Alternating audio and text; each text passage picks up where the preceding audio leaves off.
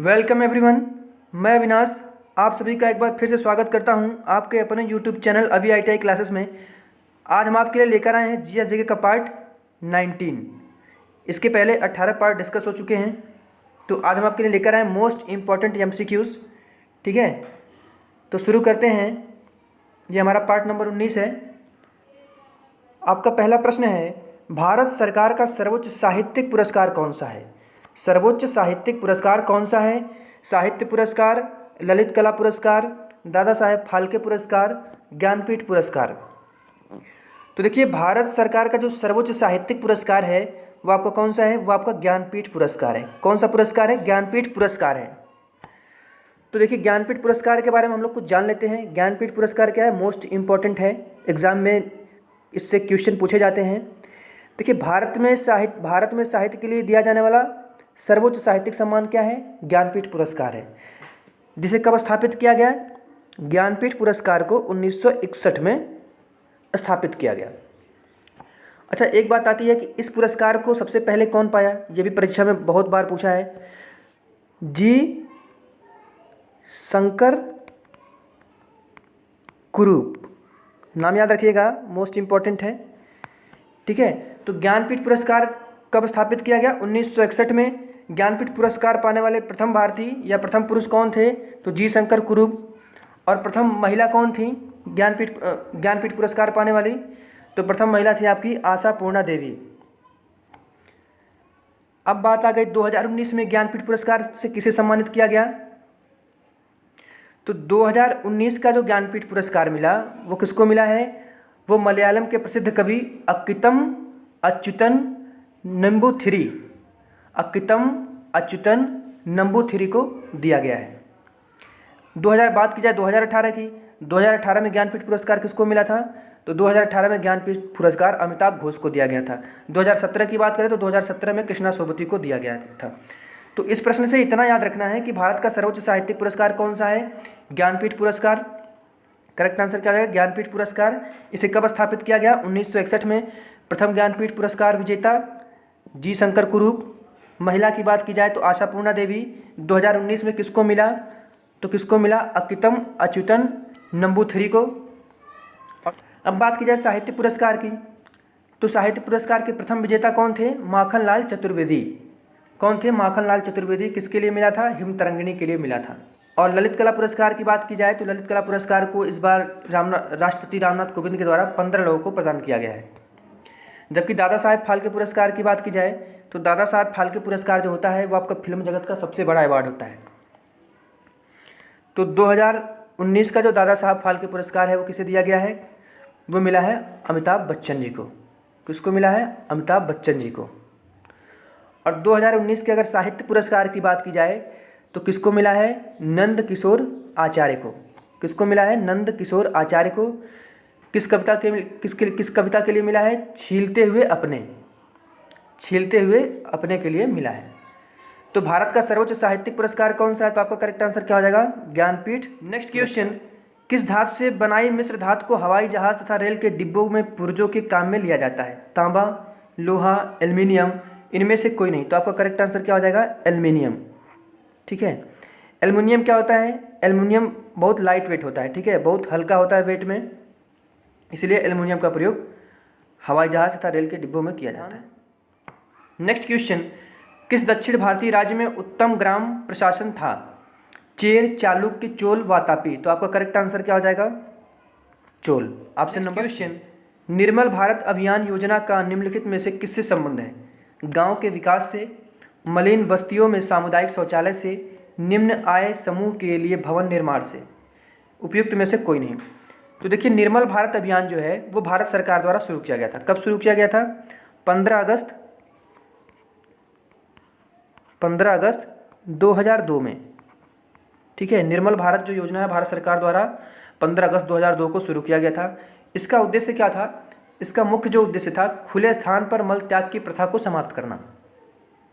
इसका मुख्य उद्देश्य क्या था? खुले स्थान पर मल त्याग की प्रथा को समाप्त करना। तो आपका करेक्ट आंसर क्या हो जाएगा? उपर्युक्त में से कोई नहीं। उत्तर गोलार्ध के कर्क संक्रांति के समय 12 घंटे का दिन होगा, तो कब होगा? विषुवत रेखा पर। नेक्स्ट क्वेश्चन, ठोस कपूर से कपूर वाष्प बनाने की प्रक्रिया को कहते हैं वाष्पीकरण, हिमीकरण, पिघलना, ऊर्ध्वपातन। तो देखिए याद रखिएगा, जब भी किसी ठोस को सीधे ठोस अवस्था से वाष्प अवस्था में बदला जाता है तो यह जो प्रक्रिया होती है इसी को कहा जाता है ऊर्ध्वपातन। तो आपका करेक्ट आंसर क्या हो जाएगा? ऑप्शन नंबर डी, ऊर्ध्वपातन। नेक्स्ट क्वेश्चन, विश्व में लंबे रेशे के कपास का सबसे बड़ा उत्पादक एवं निर्यातक देश है? मिस्र, भारत, संयुक्त राज्य अमेरिका, चीन। तो इस प्रश्न का जो करेक्ट आंसर क्या हो जाएगा? संयुक्त राज्य अमेरिका। नेक्स्ट क्वेश्चन, एक मनुष्य को बेरी सूखा रोग व स्कर्वी रोग की बीमारी होगी यदि वह नहीं ले रहा है। यानी कि कह रहा है कि यदि एक मनुष्य को बेरी रोग, सूखा रोग एवं स्कर्वी की बीमारी हो जाएगी अगर वह विटामिन नहीं ले रहा है। तो विटामिन बी, ए व सी, विटामिन बी, डी व सी, विटामिन ए, बी व ई, विटामिन बी, ए व के। तो आपका करेक्ट आंसर क्या हो जाएगा? विटामिन बी, डी एंड सी। आपको पता है विटामिन बी की कमी से कौन सा रोग होता है? विटामिन बी की कमी से बेरी रोग होता है। विटामिन सी की कमी से क्या होता है? स्कर्वी रोग होता है। और विटामिन डी की कमी से क्या होता है? सूखा रोग होता है। तो आपका जो करेक्ट आंसर क्या हो जाएगा? बी, डी व सी। नेक्स्ट क्वेश्चन, निम्न देशों में से ऊन का सबसे बड़ा उत्पादक देश कौन सा है? चीन, संयुक्त राज्य अमेरिका, ऑस्ट्रेलिया, यूनाइटेड किंगडम। तो आपका करेक्ट आंसर क्या हो जाएगा? नेक्स्ट क्वेश्चन, भारतीय संविधान की प्रस्तावना पंथ निरपेक्ष शब्द जोड़ा गया। प्रस्तावना में पंथ निरपेक्ष शब्द जोड़ा गया 25वें संशोधन द्वारा, 42वें संशोधन द्वारा, 44वें संशोधन द्वारा, 52वें संशोधन द्वारा। तो आपका करेक्ट आंसर क्या हो जाएगा? 42वें संशोधन द्वारा। नेक्स्ट क्वेश्चन, भारत में मीट्रिक प्रणाली कब से प्रारंभ की गई? देखिए प्रणालियाँ दो होती हैं, एक तो ब्रिटिश प्रणाली होती है, एक मीट्रिक प्रणाली होती है। ब्रिटिश प्रणाली जो विदेशों में चलती है, मीट्रिक प्रणाली जो अपने यहाँ चलती है। तो भारत में मीट्रिक प्रणाली कब से प्रारंभ की गई? तो 1 अप्रैल 1957 से। कब की गई? 1 अप्रैल 1957 से। आपका करेक्ट आंसर क्या हो जाएगा? 1 अप्रैल 1957। नेक्स्ट क्वेश्चन, सर्वोदय शब्द का सर्वप्रथम प्रयोग किसने किया था? तो सर्वोदय शब्द का जो प्रयोग किया था सर्वप्रथम महात्मा गांधी जी ने किया था। करेक्ट आंसर क्या हो जाएगा? महात्मा। नेक्स्ट क्वेश्चन, अंतिम मुगल सम्राट बहादुर शाह था, उसके पिता का नाम था अकबर शाह प्रथम, अकबर शाह द्वितीय, औरंगजेब, शाहजहां। तो अंतिम जो मुगल सम्राट था, ये भी प्रश्न परीक्षा में कई बार पूछा गया है कि अंतिम मुगल सम्राट कौन था। तो आपका डायरेक्ट आंसर हो जाएगा बहादुर शाह। ठीक है, तो बहादुर शाह के पिता का नाम क्या था? अकबर शाह प्रथम। नेक्स्ट क्वेश्चन, विधानसभा के विघटन के बाद उसका अध्यक्ष स्पीकर पद पर बना रहता है। विधानसभा के विघटन के बाद घटित विधानसभा की पहली बैठक के ठीक पूर्व तक, नए अध्यक्ष के चुने जाने तक, जब तक वह चाहता है, उपर्युक्त में से कोई नहीं। तो इस प्रश्न का जो करेक्ट आंसर होगा क्या हो जाएगा? विधानसभा के विघटन के बाद गठित विधानसभा की पहली बैठक के ठीक पूर्व तक। युद्धक विमान अधिक ऊंचाई पर क्यों उड़ते हैं? यानी कि जो आपके लड़ाकू विमान वगैरह हैं वो आपके अधिक ऊंचाई पर क्यों उड़ते हैं? पक्षियों से बचाव हेतु, ध्वनि अवरोधों को पार करने हेतु, गुरुत्व बल को पार करने हेतु, रडार संसूचन से बचाव हेतु। तो आपका करेक्ट आंसर क्या हो जाएगा? रडार संसूचन से बचाव हेतु, ताकि वो रडार की पकड़ में ना आए और दुश्मन को आसानी से चकमा दे सकें। तो इस प्रश्न का जो करेक्ट आंसर हो क्या हो जाएगा? Option number D. Next question, निम्नलिखित में से किस तट से औसत समुद्र तल नापा जाता है? मुंबई, चेन्नई, कोचीन, विशाखापट्टनम। देखिए समुद्र औसत समुद्र तल से होता क्या है, ऊंचाई कैसे नापते हैं? समुद्र तल से समुद्र के जल के समुद्र तल यानी कि समुद्र का जो बॉटम है, समुद्र तल से समुद्र के जल के ऊपरी सतह की औसत ऊंचाई का मान होता है। इसकी गणना कैसे करते हैं? इसकी गणना ज्वार भाटा के कारण होने वाले समुद्र में जो उतार चढ़ाव हैं, लंबे समय तक इनका परीक्षण करके औसत निकाल कर किया जाता है। इसे ही समुद्र तल से औसत ऊंचाई या समुद्र तल से ऊंचाई के रूप में व्यक्त किया। तो निम्नलिखित में से किस तट से औसत समुद्र तल नापा जाता है? तो आपका करेक्ट आंसर क्या आ जाएगा? चेन्नई। नेक्स्ट क्वेश्चन, रुधिर के प्लाज्मा में निम्नलिखित में से किसके द्वारा एंटीबॉडी निर्मित होती है? Monocyte, lymphocyte, eosinophil, neutrophil. तो आपका करेक्ट आंसर क्या हो जाएगा? लिम्फोसाइट। नेक्स्ट क्वेश्चन, एक हार्स पावर का मान किसके बराबर है? 746 जूल, 746 न्यूटन, 746 वाट, 746 कैलोरी। तो आपको पता है कि पावर इक्वल टू क्या होता है? W/T, है ना, कार्य बट्टे समय।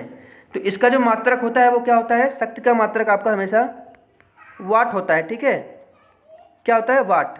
यमकेश पद्धति में शक्ति का मात्रक क्या होता है? वाट। जूल किसका मात्रक है? कार्य का। कैलोरी किसका है? ऊर्जा का। न्यूटन किसका है? बल का। तो वाट किसका हो जाएगा? पावर का। ठीक है, तो 1 हार्स पावर का जो मान होता है वो किसके बराबर होता है? 1 हार्स पावर का मान 746 वाट के होता है।